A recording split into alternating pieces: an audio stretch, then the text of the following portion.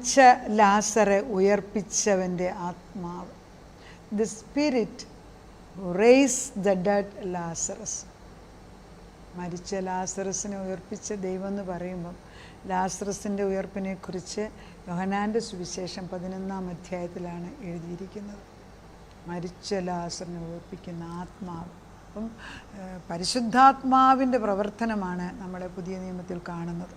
ഈ ദൈവത്തിൻ്റെ ആത്മാവ് ഒരിക്കലും നടക്കത്തില്ല, ഒരിക്കലും ഇത് സാധ്യമല്ല എന്നുള്ള സാഹചര്യങ്ങളിലേക്ക് ഇറങ്ങി വരുന്ന ഒരു ദൈവത്തെയാണ് ഇതുമൂലം നമ്മൾ മനസ്സിലാക്കുന്നത്. ദൈവം തമ്പുരാൻ വളരെ ഖണ്ഡിതമായിട്ട് മറിയയോട് പറയുന്നുണ്ട്, വിശ്വസിച്ചാൽ നീ ദൈവത്തിൻ്റെ മഹത്വം കാണുന്നു. ദൈവത്തിൽ വിശ്വസിക്കാനുള്ള കഴിവാണ്. ദൈവത്തിൽ വിശ്വസിച്ച് കഴിഞ്ഞാൽ അസാധ്യമെന്നൊരു കാര്യമില്ല. നമുക്കെല്ലാവർക്കും അറിയാവുന്ന ഇൻസിഡൻ്റാണ് യോഹന്നാൻ്റെ സുവിശേഷം 11 എഴുതിയിരിക്കുന്ന ലാസറിനെ മരിച്ചത്. എന്നാൽ ചില മർമ്മങ്ങൾ മാത്രം നമ്മുടെ ഹൃദയത്തിൽ തട്ടുന്നത് ദൈവത്തിൻ്റെ ആത്മാവ് നമ്മളെ പഠിപ്പിക്കുമ്പോൾ യോഹന്നാൻ്റെ 11-ാം അധ്യായത്തിൽ ഇങ്ങനെയാണ്, ഈ യേശു ക്രിസ്തു വന്നിട്ട് ലാസർ മരിച്ചിട്ട് 4-ാം ദിവസമാണ് കടന്നു വരുന്നത്. 4-ാം ദിവസം കടന്നു വരുമ്പോൾ 2 സഹോദരിമാർക്കും പരാതിയുണ്ട്. മാർത്ത ഓടി വന്ന് യേശുവിനെ കാണുന്നുണ്ട്. മാർത്ത വന്ന് ഒത്തിരി ദുഃഖങ്ങളൊക്കെ പറയുന്നതായിട്ട് നമുക്ക് കാണുന്നുണ്ട്. മാർത്ത പറയുന്നുണ്ട്, കർത്താവേ നീ ഇവിടെ ഉണ്ടായിരുന്നു എങ്കിൽ എൻ്റെ സഹോദരൻ മരിക്കയില്ലായിരുന്നു. നമ്മളും അങ്ങനെ തന്നെയാണ്. ദൈവമേ നീ ഉണ്ടായിരുന്നെങ്കിൽ ഇത് സംഭവിക്കത്തില്ല. എന്നിട്ട് ഇതെങ്ങനെ സംഭവിച്ചു? അപ്പോൾ നമ്മൾ സംഭവിക്കുമ്പോൾ പറയും, ഓ അത് അവരുടെ കുഴപ്പമാണ്, ഇവരുടെ കുഴപ്പം എന്നൊക്കെ നമ്മൾ കുറ്റം പറയും. പക്ഷേ അത് തന്നെയാണ് ഇവിടെ മനുഷ്യരെല്ലാവരും കുറ്റം പറയുമ്പോൾ മാർത്തയ്ക്കും മറിയയ്ക്കും മനസ്സിലാകാത്ത ഒരു സത്യം, ഇത്ര നല്ല കൂട്ടുകാരനായ യേശു എന്തുകൊണ്ട് കടന്നു വന്നില്ല? നമുക്ക് പലപ്പോഴും തോന്നാറില്ലേ? ഇത്ര പ്രാർത്ഥിച്ചിട്ടും ചില കാര്യങ്ങൾക്ക് ഉത്തരം കിട്ടുന്നില്ല. ഇത്ര സ്നേഹിക്കുന്ന ഇത്ര നല്ലവനായ ഒരു യേശു എന്തുകൊണ്ട് ഈ വിഷയത്തിന്മേൽ മാത്രം ഉത്തരം തരാതിരിക്കുന്നു? അതാണ് അമേരിക്ക ചെന്നപ്പോൾ ഞാൻ പറഞ്ഞില്ലേ, ഒരാൾ എൻ്റെ അടുക്കൽ ഒരു പാസ്റ്റർ വന്നിട്ട് അദ്ദേഹം കരയുകയാണ്. അദ്ദേഹം കരഞ്ഞിട്ട് പറയുന്നത്, ഞാനിനി വല്ല പാപവും ദൈവത്തിന് ക്ഷമിക്കാൻ വയ്യാത്തത് ചെയ്തിട്ടുണ്ടോ? Yes, no clue. ചെയ്തായിട്ടൊന്നും അറിയില്ല. പക്ഷേ പുള്ളി കരഞ്ഞുകൊണ്ട് ഇങ്ങനെയാണ് പറഞ്ഞത്, ഞാനിനി വല്ല പാപവും ദൈവമേ എനിക്ക് ദൈവത്തിന് ക്ഷമിക്കാൻ വയ്യാത്തത് ചെയ്തിട്ടുണ്ടോ? അത് ഈ സ്പിരിറ്റ് ഓഫ് കോണ്ടംനേഷൻ നമ്മളെ അങ്ങ് കുറ്റം പറഞ്ഞ് നമ്മളെ അങ്ങ് ഞെരുക്കി അങ്ങ് പിടിച്ചങ്ങോട്ട് വെച്ചിട്ട് നിൻ്റെ കുഴപ്പം കൊണ്ടാണ് ഇത് സംഭവിക്കുന്നത്. ഇവിടെയും പലരും പറഞ്ഞു കാണുമായിരിക്കും, ഓ വലിയ കൂട്ടുകാരനായിട്ട് യേശു ഉണ്ടായിട്ട് എന്ത് ചെയ്യേ, 3 ദിവസം കഴിഞ്ഞപ്പോൾ 4-ാം ദിവസമായല്ലോ, പറഞ്ഞു കാണത്തില്ലേ? ആരും ഓരോ നിമിഷം ആളുകൾ നോക്കിയിരിക്കുകയല്ലേ, എന്താ കാരണം ഇവരുടെ വലിയ കൂട്ടുകാരനല്ലേ യേശു. നടന്നില്ലല്ലോ. അങ്ങനെയുള്ള സാഹചര്യത്തിൽ യേശു കടന്നു വരുന്ന 4-ാം ദിവസം നോർക്കണം. നമ്മുടെ ഓരോരുത്തരുടെയും പ്രയാസ സമയത്ത് നമുക്ക് ഒരു ദിവസം പോയിട്ട് ഒരു നിമിഷം അല്ലെ ഒരു മണിക്കൂർ മാറിയാൽ പോലും ഇറ്റ്സ് എ ലോങ് ടൈം ഇല്ലേ? നമ്മളൊരു സ്ഥലത്തുനിന്ന് വേറൊരു സ്ഥലത്തോട്ട് പോവുക, ചിന്തിക്കുക മനസ്സുകൊണ്ട്. നമ്മൾ ഒരു എയർപോർട്ടിൽ നിന്ന് വേറെ എയർപോർട്ടിൽ നിന്ന് നടന്നിട്ട് ചെന്നിട്ട് അവിടെ ചെല്ലുമ്പോൾ നമ്മുടെ പ്ലെയിൻ ക്യാൻസൽ ചെയ്തെന്ന് വിചാരിക്കുക, അടുത്ത ഫ്ലൈറ്റ്. അറിയാൻ വയ്യാത്ത ഒരു സ്ഥലത്ത് ചെന്നിട്ട് പ്ലെയിനും ക്യാൻസലായി, ഭാഷയും മനസ്സിലാവുകയില്ല, നമുക്കാരെയും അറിയത്തുമില്ല, ടെലിഫോൺ കണക്ഷൻ കിട്ടിയെങ്കിലായി, ബിക്കോസ് അത് എയർപോർട്ടിൽ വെച്ച് കിട്ടിയെങ്കിലേ ചില സ്ഥലത്ത് മാത്രമേ കിട്ടത്തുള്ളൂ. അങ്ങനെ ഒരു സാഹചര്യം വന്നെന്നിരിക്കട്ടെ, നമ്മൾ എന്ത് ചെയ്യും? വി ആർ ട്രബിൾഡ് ഇല്ലേ? ഇവിടെ ആര് ഈ ഒരു കാലത്ത് ഒരൊറ്റ മനുഷ്യർ ഹെൽപ്പ് ചെയ്യത്തില്ലെന്ന് ഓർക്കണം. എല്ലാവരുടെ കയ്യിലും മൊബൈലുണ്ട്, എല്ലാവരും ഇൻ്റലിജൻ്റാണ്, എല്ലാവരും സാമർഥ്യമുള്ളവരാണ്, എല്ലാവരും അവരവരുടെ കാര്യത്തിന് ഓടി നടക്കുക. പണ്ട് കാലങ്ങളിൽ പോയാൽ എന്തെന്ന് ചോദിച്ചാൽ എസ് എന്ന് പറഞ്ഞ് ചോദിക്കുന്നവരെ ഇപ്പം ആരും അനങ്ങൂല. ആർട്ടിഫിഷ്യൽ ഇൻ്റലിജൻസ് കൂടെ വന്നു കഴിയുമ്പം ഇതിനൊന്നും മനുഷ്യന് പ്രസക്തിയില്ലാതായി മാറുന്ന കാലമാണ്. അതിനു മുമ്പേ ഈ വചനാടിസ്ഥാനത്തിൽ ജീവനുള്ള ദൈവത്തെ അറിയുന്നവർക്ക് ദൈവത്തിൻ്റെ പ്രൊട്ടക്ഷൻ ഉണ്ടായിരിക്കും. ഇവിടെ 4-ാം ദിവസം വന്നപ്പോൾ സങ്കടം പറച്ചിലാണ്. നമ്മളും അങ്ങനെയല്ലേ? എന്തുകൊണ്ട് നേരത്തെ വന്നില്ല, എന്ത് ചോദിക്കുന്നില്ല? എത്ര പ്രശ്നങ്ങൾ നമ്മുടെ മുമ്പിൽ, എന്തുകൊണ്ട് ഈ ചോദ്യത്തിന് എന്തുകൊണ്ട് നീ ഉത്തരം തരുന്നില്ല എന്ന് ചോദിച്ചുകൊണ്ടിരിക്കുന്നവരുടെ മുമ്പിൽ യേശു ക്രിസ്തുവിന് ഒറ്റ കാര്യം പറയാനുള്ളൂ, ഇതിൽ എൻ്റെ കൈയാണ് നിൽക്കുന്നത്. നിങ്ങളുടെ ആരുടെയും പാപമോ ബലഹീനതയോ ഒന്നുമല്ല ഞാനിപ്പം, എനിക്കിതിനൊരു പ്ലാനുണ്ട്, താമസിച്ചാലും ഞാനത് ചെയ്തെടുക്കും. ഒരു നിവൃത്തിയില്ലാതായപ്പം മറിയയോട് കർത്താവ് പറയുന്ന ഭാഗമുണ്ട്. യേശു കരയുന്നുണ്ട് എൻ്റെ ഇടയ്ക്ക്. മറിയയോട് കർത്താവ് പറയുന്ന 40-ാം വാക്യത്തിൽ 11 യോഹന്നാൻ വിശ്വസിച്ചാൽ നീ ദൈവത്തിൻ്റെ മഹത്വം എന്ന് കാണും എന്ന് ഞാൻ നിന്നോട് പറഞ്ഞില്ലയോ? അല്പദേഷ്യത്തിലാണ് ചോദ്യം ഇല്ലേ? ഞാൻ നിന്നോട് പറഞ്ഞില്ലേ, എന്താ അനുസരിക്കാത്ത? അത് എത്ര പ്രാവശ്യം എന്നോട് നിങ്ങളോട് ചോദിക്കുന്നുണ്ട്. എത്ര വാഗ്ദത്തം ദൈവം ചെയ്തു തരാം. എന്നോടൊക്കെ ആണെങ്കിൽ പ്രാർത്ഥിക്കുന്നതിന് ഉടനടി ഉത്തരം എനിക്ക് തരും. പക്ഷേ ദൈവം തന്ന ഉത്തരം കണ്ണിൻ്റെ മുമ്പിൽ ഇരുന്നാലും ജഡീക തലത്തിൽ വേറൊന്ന് കണ്ടാൽ ഞാൻ അതിന് തൂക്കം കൊടുക്കുന്നു. അപ്പം വിശ്വാസ ജീവിതത്തിൽ നമ്മളൊന്നും ആയിട്ടില്ല. വിശ്വാസം എന്നൊക്കെ നമ്മൾ പറയുമെങ്കിലും സ്വന്തം പ്രശ്നങ്ങൾ അല്ലെങ്കിൽ അവനവൻ്റെ ഭാരങ്ങൾ വരുമ്പം ഭാരം ദൈവത്തെക്കാട്ടി വലുതായിട്ട് തോന്നിക്കുന്നതാണ് പ്രശ്നം. ഇവിടെ വലിയ പ്രശ്നം തന്നെയാണ്. ലാസറസ് മരിച്ചു. യേശുവോട് ഉയർത്തെഴുന്നേൽപ്പിനെ കുറിച്ചൊക്കെ പറഞ്ഞു. അവർക്ക് ഉയർത്തെഴുന്നേൽപ്പിനെ കുറിച്ചൊന്നും അല്ല ചിന്ത. ഒരു കാലത്ത് ഉയർത്തെഴുന്നേൽക്കും. നമുക്കും അങ്ങനെയല്ലേ? പ്രശ്നം വരുമ്പോൾ നമുക്ക് ആർക്കും തിയോളജിയും കേൾക്കണ്ട, യേശുവിൻ്റെ ശബ്ദവും കേൾക്കണ്ട. നമുക്ക് ഈ പ്രശ്നം എങ്ങനെയും പരിഹരിച്ച് കിട്ടണം അല്ലേ? അങ്ങനെയല്ലേ? യേശുവിൻ്റെ ഉദ്ദേശം എന്താണ്? സ്നേഹിക്കുന്നവനായ യേശു പ്രാർത്ഥിച്ചിട്ട് ഉത്തരം കൊണ്ടാണ് വന്നിരിക്കുന്നതെന്ന് അറിയണം.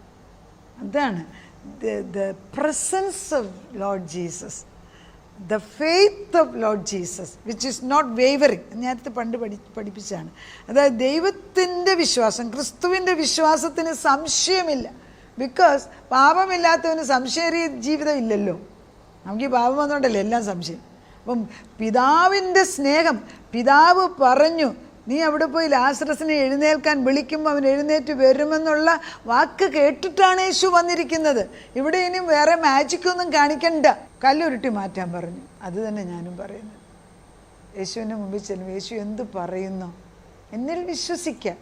ഐ ആം ഇൻ ചാർജ് എന്ന് ദൈവം പറഞ്ഞാൽ അത് എത്ര പ്രാവശ്യം രാത്രിയും പകലിൻ്റെ ഐ ആം ഇൻ ചാർജ് എന്ന് യേശു പറഞ്ഞു. ഐ ആം ഇൻ ചാർജ് അങ്ങനെ നമ്മൾ പറയുമോ? അത് പറയാൻ പഠിക്കണമല്ലോ. ഈ ജഡം, ഈ ആത്മാവിന് മനസ്സിലാകുന്നത് ജഡത്തിലോട്ട്. അപ്പോൾ അല്പദേഷ്യത്തിലാണ് യേശു ഇവിടെ പറയുന്നത്. വിശ്വസിച്ചാൽ നീ ദൈവത്തിൻ്റെ മഹത്വം കാണുന്നു. അതെല്ലാം പറഞ്ഞു കഴിഞ്ഞിട്ട് യേശു ഒന്നും പറഞ്ഞില്ല. പിതാവേ നീ എൻ്റെ അപേക്ഷ കേൾക്കുന്നതെന്ന് എനിക്കറിയാം എന്ന് പറഞ്ഞേച്ച് യേശു അവരോട് കല്ല് മാറ്റാൻ പറഞ്ഞു. ഞാൻ ഇവരുടെ വിശ്വാസം ശരിയാകാൻ വേണ്ടി ലാസറെ പുറത്തു വരിക എന്ന് ഉറക്കെ വിളിച്ചു. മരിച്ചവൻ പുറത്തു വന്നു. അവൻ്റെ കാലും കൈയും ശീല കൊണ്ട് കെട്ടിയും മുഖം റൂമാൽ കൊണ്ട് മൂടിയും ഇരുന്നു. അവനെ കെട്ടഴിപ്പീൻ, അവൻ പോകട്ടെ എന്ന് അവരോട്. അവിടെ നിർത്താം. ഇതാണ് ഞാനും പറയുന്നത്. ഭാരങ്ങളുടെ നടുക്കിരിക്കുന്നവർ, ഈ ഓൾറെഡി പിശാചു കുറെ കെട്ടി വെച്ചിട്ടുണ്ട്. അവനത്ര വലിയവനൊന്നുമില്ല. അത് നമ്മൾ പിശാചെ മാറാമെന്ന് പറയുമ്പോൾ അവൻ മാറാനുള്ളത്. പക്ഷെ നമ്മൾ തന്നെ കുറെ കെട്ടി വെച്ചിട്ടുണ്ട് അതിൻ്റെ മുകളിൽ ഇല്ലേ? ഇപ്പോൾ ലാസർ മരിച്ചു കഴിഞ്ഞിട്ട് ലാസറിൻ്റെ മേൽ കാല് തൊട്ട് തല വരെയും റൂമാൽ കൊണ്ട് ചുറ്റി വെച്ചിരിക്കുക. അത് ലാസറല്ലേ ചെയ്തത്, കൂടെയുള്ളവരാണ് ചെയ്തു വെച്ചത്. ലാസറിനെ അറിയാവുന്ന അവൻ്റെ സ്നേഹിതന്മാർ തന്നെ കെട്ടിവെച്ചിരിക്കുകയാണ്. ഇതിനെ അവിടെ നിന്ന് അഴിക്കാൻ ഒക്കൂ. അത് ദൈവം അല്ലല്ലോ ചെയ്തത്. അതുപോലല്ലേ നമ്മളും പ്രശ്നങ്ങളുടെ മുമ്പിൽ നമ്മൾ കിടന്ന് കഷ്ടപ്പെടുമ്പോൾ നമ്മുടെ കൂട്ടുകാരും നമ്മുടെ അറിയാവുന്നവരും വന്ന് കുറേ റൂമാൽ കെട്ടി നമ്മളെ ഇങ്ങനെ ചാകാൻ റെഡിയാക്കി കയറ്റി വെക്കും. അത് അനുവദിക്കരുത്. എൻ്റെ ദൈവം പറഞ്ഞിട്ടുണ്ട്, അത് നടക്കുമെന്ന് പറയാനുള്ള കൃപ നമുക്കുണ്ടാകണമെന്ന്. ലാസറസ് കം ഫോർത്ത്, നീ ഈ ശവക്കുഴി കിടക്കേണ്ടിവനല്ല, എഴുന്നേറ്റു വാ. മരിച്ചു നടക്കുന്ന മക്കളോട്, മരിച്ചു നടക്കുന്ന സഹോദരനോട്, മരിച്ചു നടക്കുന്ന നിൻ്റെ ആത്മാവിനോട് എഴുന്നേൽക്ക്, പ്രകാശം വന്നിരിക്കുന്നു. ഈ send the light over dum. ദൈവത്തിൻ്റെ പ്രകാശം. അവിടെയാണ് യെശയ്യാ വരുന്നത്. എഴുന്നേറ്റ് പ്രകാശിക്ക, നിൻ്റെ പ്രകാശം ഉദിച്ചിരിക്കുന്നു. ചുറ്റുപാടും അന്ധകാരം, പക്ഷെ നിൻ്റെ മേലോ ഞാൻ എൻ്റെ ആത്മാവിനെ അയക്കുന്നു. വന്നില്ലേ? ഇമ്മീഡിയറ്റ്ലി അവൻ പോകട്ടെന്നേ, അവൻ വിടന്നേ. മോശ ഫറവോൻ്റെ മുമ്പിൽ നിന്നപ്പോഴും ഇതുപോലൊന്ന് പറഞ്ഞു. ഫറവോൻ മോശയോട് പറഞ്ഞു, നീ എൻ്റെ മുഖം ഇനി കാണത്തില്ലെന്ന്. ദേഷ്യപ്പെട്ടാ പറയുന്നത്. 10ാമത്തെ പ്രേഗ് വന്നപ്പോൾ നീ എൻ്റെ മുഖം കാണത്തില്ലെന്ന് പറഞ്ഞു. ശരി, മോശമൊന്നും പറയാൻ പോയില്ല. എന്ത് സംഭവിച്ചു? ഫറവോൻ്റെ ആദിജാതൻ മരിച്ചു. ഫറവോന് പേടിയായി. ഇല്ലേ? എൻ്റെ മുഖം കാണത്തില്ലെന്ന്. മോശയുടെ മുഖമല്ല, ഫറവോൻ്റെ മുഖം വെള്ളത്തിൻ്റെ അടിയിലായിപ്പോയി. അതോടെ ഈജിപ്ഷ്യൻ ഡൈനാസ്റ്റി, ഫറോ ഡൈനാസ്റ്റി നിന്നുപോയി. ആ ദൈവമാണ് എൻ്റെ ദൈവം. ആ ദൈവമാണ് നമ്മുടെ ദൈവം. ആ ദൈവത്തിൻ്റെ ആത്മാവ് നമ്മളെ ഭരിക്കുകയാണ്. മരിച്ച ലാസറസിനെ ഉയർത്തിയവൻ ഇതാ നമ്മുടെ മുമ്പിൽ വന്ന് നിൽക്കുന്നു. നമ്മൾ ഈ ദൈവത്തിൻ്റെ ശക്തി എന്തെന്ന് അനുഭവത്തിൽ അറിയുന്നു. അറിഞ്ഞിട്ടുള്ളവർ വിളിച്ചു പറയണം. ആ ദൈവം നമ്മൾ പറഞ്ഞില്ല, നമ്മൾ ഈ എബ്രായ ലേഖനത്തിൽ പഠിച്ചല്ലോ, അവൻ തേജസ്സിൻ്റെ പ്രഭയും തത്വത്തിൻ്റെ മുദ്രയും, അവനൊരു വാക്കയച്ചാൽ അത് പ്രവർത്തിപ്പിക്കാതെ തിരിച്ചു വരാത്തവനുമായവൻ, അവൻ നമുക്കൊരു വിശ്വാസത്തിൻ്റെ ഒരു ആഴമേറിയ ഒരു വലിയ വചനമിട്ട് തന്നിരിക്കുന്നു. എഴുന്നേറ്റ് പ്രകാശിക്ക്, ഇരുട്ടിൻ്റെ വ്യാപാര ശക്തികളെ അഴിച്ചു കളയുന്നു. അപ്പം ദൈവത്തിൻ്റെ പരിജ്ഞാനം നമ്മുടെ വരുമ്പം ഓരോ വാക്യങ്ങൾ വചനത്തിലുള്ളത്, ഓരോ ലോഗോസും റേമയായി മാറും. അതായത് ഈ വചനങ്ങൾ ഓരോന്നും നമ്മുടെ ജീവനായി മാറും. അപ്പം നമുക്ക് ദൈവത്തിൻ്റെ ശക്തി നമ്മളിൽ വ്യാപരിക്കും. ദൈവത്തിൻ്റെ വ്യാപാര ശക്തി എന്ന് പറയുമ്പോൾ ദൈവത്തിൻ്റെ നാമത്തിൻ്റെ ശക്തി, വചനത്തിൻ്റെ ശക്തി, രക്തത്തിൻ്റെ ശക്തി, അവൻ്റെ അഭിഷേകത്തിൻ്റെ ശക്തി, അവൻ്റെ ഉയർപ്പിൻ്റെ ശക്തി. ഇവിടെ ഉയർപ്പിൻ്റെ ശക്തി കാണിച്ചു കൊടുത്തു. എല്ലാം ഒരുപോലെ പ്രവർത്തിക്കുന്ന ദൈവം ഇതാ നമ്മുടെ ചെങ്കടൽ രണ്ടായിട്ട് മുറിച്ച് മുൻപിൽ വന്ന് നിൽക്കുകയാണ്. വിശ്വസിക്കുക, സംശയം കലർത്തല്ലേ, കണ്ണടച്ച് ആശയ്ക്ക് വിരോധമായിട്ട് ആശയോടെ വിളിച്ചു പറഞ്ഞുകൊണ്ടിരിക്കുക. ആരെന്ത് ഭ്രാന്തിയാന്ന് പറഞ്ഞ് സാരമില്ല, വിളിച്ചു പറഞ്ഞുകൊണ്ടിരിക്കുക. ദൈവം അത് ചെയ്യും. ദൈവം നമ്മളെല്ലാവരെയും അനുഗ്രഹിക്കട്ടെ. നാഥ, നിൻ്റെ മുമ്പിലേക്ക് വന്ന് സന്തോഷത്തോടെ നിൽക്കുകയാണ്. കാരണം ലാസറോ മരിച്ചുപോയി, ഇവ 4 ദിവസവുമായി, ഇനി ഒന്നും നടക്കത്തില്ല. ഇപ്പോഴാണ് എൻ്റെ കണ്ണ് തുറന്നത്. അങ്ങനെ ഇരിക്കുമ്പോൾ യേശു കയറി വരുന്നു. നമുക്കൊന്നും നടക്കത്തില്ല. നേരത്തെ പരിചയമുള്ളതുകൊണ്ടാണല്ലോ, നേരത്തെ സ്നേഹിതനാണ്, ഞങ്ങൾക്കെല്ലാവർക്കും സ്നേഹിതനാണ്. ഞങ്ങളുടെ പ്രശ്നം എത്ര പ്രശ്നമാണേലും ഇതാ അഭിച്ചൻ കടന്നു വരും. കടന്നു വന്നേച്ച് അഭിച്ചൻ കൈ ഉയർത്തി ഒന്ന് പറയും, let my people go to worship the living God. എന്നെ ആരാധിക്കാൻ അവരെ വിട്. ലാസറസ് കം ഫോർത്ത്, എഴുന്നേറ്റ് വാ അവിടുന്ന്. എറൈസ് ആൻഡ് ഷൈൻ, എഴുന്നേറ്റ് പ്രകാശിക്കാൻ. ഇങ്ങനെയൊക്കെയുള്ള ശബ്ദം വരുമ്പോൾ മരിച്ചവൻ ഉയർത്തെഴുന്നേറ്റ് വന്നെങ്കിൽ മരിച്ച് നടക്കുന്ന മക്കളും ഭർത്താക്കന്മാരും ഭാര്യമാരും പെൺമക്കളും അതുപോലെ ആരൊക്കെ നമ്മുടെ വീട്ടിലുണ്ടോ മരിച്ച് നടക്കുന്നവരുണ്ടല്ലോ, അവരെയൊക്കെ ഒന്ന് തൊടണം. ഈ വചനം ചെന്ന് കൊണ്ടിട്ട്, ഈ ഡൈനമൈറ്റ് പവർ ചെന്ന് കൊണ്ടിട്ട് അത് പ്രവർത്തിച്ചിട്ടല്ലാതെ തിരിച്ചു വരാനൊക്കത്തില്ല. അത് പ്രവർത്തിക്കും. വിശ്വസിച്ചാൽ ആ വിശ്വാസം നിങ്ങൾക്ക്, ആ വിശ്വാസം നീ ഇട്ട് തരണം. നമ്മൾ വിശ്വാസത്തെക്കുറിച്ച് ദീർഘമായി പഠിച്ചിട്ടാണ് ഇപ്പോൾ പറയുന്നു. അവൻ നിന്നിൽ നിന്ന് ആ വിശ്വാസത്തിൻ്റെ വലിയൊരു അളവിൽ ഞങ്ങളുടെ മേൽ വിശ്വാസം ഇട്ട് തന്നിരിക്കുന്നതിന് നന്ദി പറയുന്നു. അത് ഞാൻ വിശ്വസിക്കുന്നു, ഞാൻ വിശ്വസിക്കുന്നു, ഞാൻ വിശ്വസിക്കുന്നു. അതേ നിനക്ക് ഞാൻ എൻ്റെ സമാധാനം തരുന്നു. ദൈവത്തിൻ്റെ സമാധാനം വാങ്ങിച്ച് സന്തോഷത്തോടെ ജീവിപ്പാൻ ഞങ്ങളെ പഠിക്കും. പ്രശ്നം എന്താണേലും കാര്യസ്ഥനായ ദൈവം അത് ഏറ്റെടുത്തല്ലോ. ഉത്തരം വരുന്നിടം വരെ, ഉത്തരം കിട്ടുന്നിടം വരെ നിൻ്റെ സന്നിധിയിൽ സമാധാനമായിട്ടിരിക്കുന്നു. പ്രാർത്ഥനയായിട്ട് ഉത്തരം തന്ന ദൈവത്തിന് നന്ദി. യേശു ക്രിസ്തുവിൻ്റെ പുണ്യനാമത്തിൽ തന്നെ ആമേൻ.